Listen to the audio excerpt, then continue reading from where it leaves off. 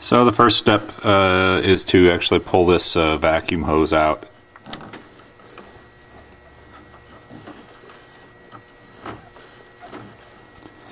The new unit has a new valve on it already.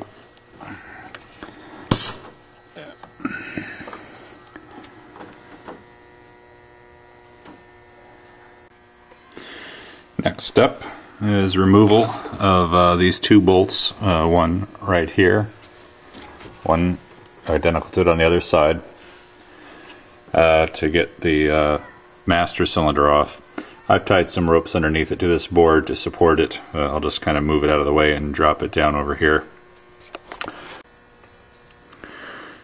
Okay, I went ahead and removed the master cylinder off of the two lines there. It was going to be, I could just tell it's going to be in the way when I try to get the booster lifted up out of here.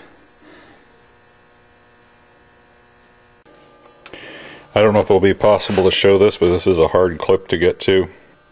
I'm going to duck underneath here and try to get a light and a screwdriver on the clip that you have to remove to be able to disconnect the pin connecting the brake pedal to the booster. So bear with me while we get a little disoriented, and let me see if I can get it focused in on this clip.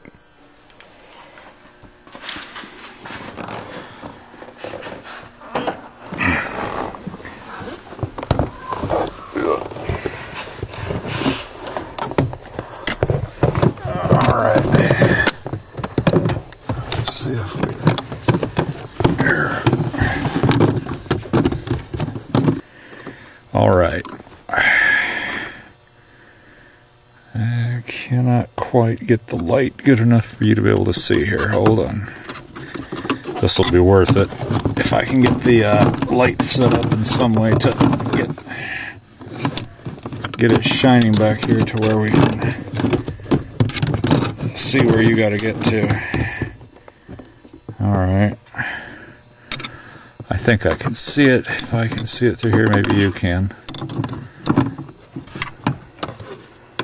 Alright.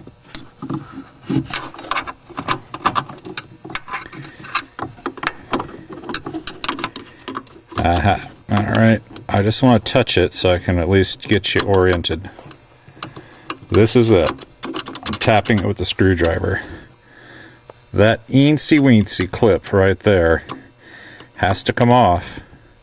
Pry it off, pop it off, to be able to get the piston that pushes through from the brake booster to your brake pedal. Very hard to get to. As you can tell, there's almost no room under here whatsoever. So it may be a struggle for me to figure out how to get this guy off. But once you get it popped off, then supposedly it's not too hard to get the rest of the clip apart there. Well, we got that little clip off. It was not easy. This is what it looks like. I don't know if I'll be able to zoom in to help you out with this here, but sorry. Let's go back a little bit here. See that little split right there? The idea was to try,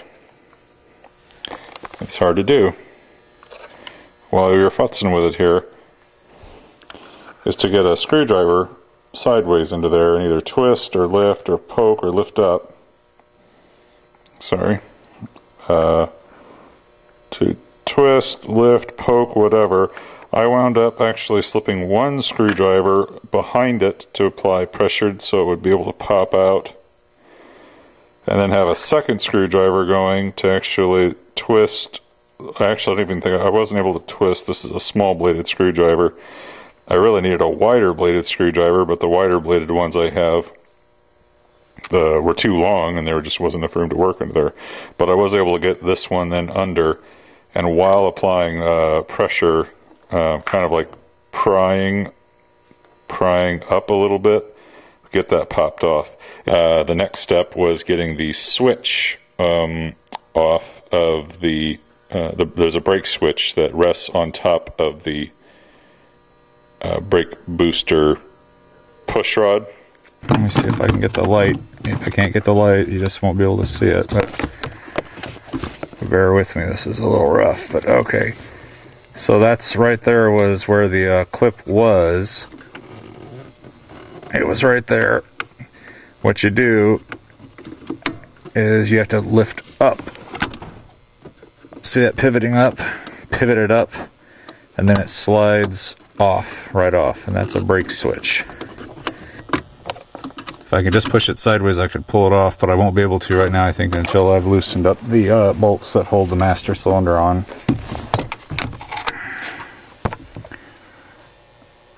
There's one of them. On the other side, there's two. Up higher behind there where you can't see is the third, and up there behind there where you can't see is the fourth one.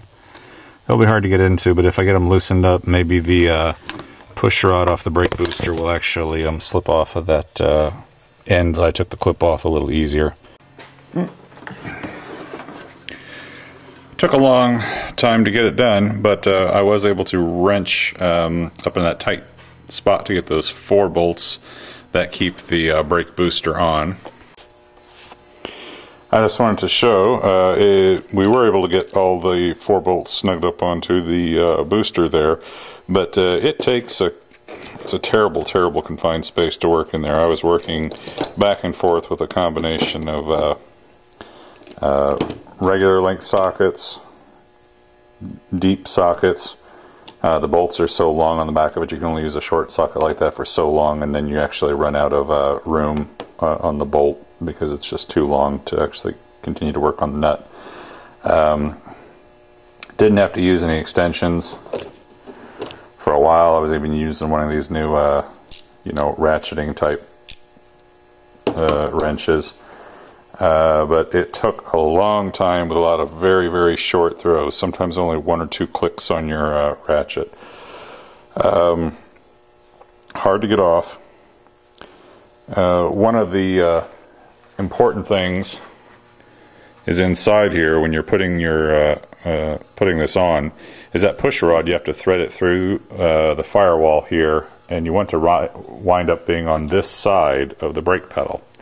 So you actually start, you don't go in directly flat, you kind of have it more like this at an angle when you're pushing it in, making sure that that push rod on the other end of this brake booster winds up on the correct side of the brake pedal.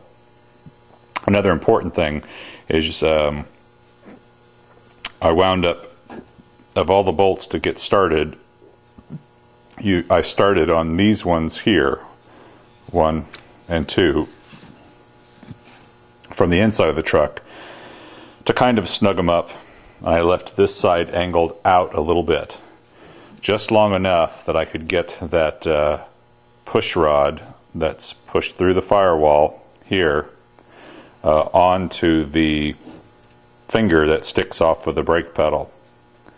If you were to try to put this in completely flat, you don't really want to take that push rod that's sticking through the firewall off of this booster. You don't want to try to bend it over hard just so that you can get it over the brake pedal. That would stress something internally.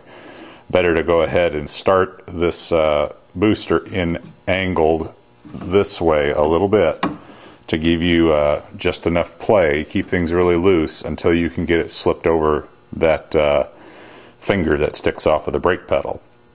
Once you're past that, once it's actually onto that finger, once the push rod off the booster here is onto the finger off of the brake pedal on the inside, then you're good. Then you can go ahead and you can start snugging up all the bolts. But start this off with a little bit of play so that you can still do some adjusting and avoid the temptation to try to force that push rod that sticks out of the booster way to the side to try to get it over the finger that sticks off the brake pedal. You can damage that internally. It tells you in a couple of books not to do that, and it isn't necessary if you leave this loose when you start. But I've got it snugged up in there tight now.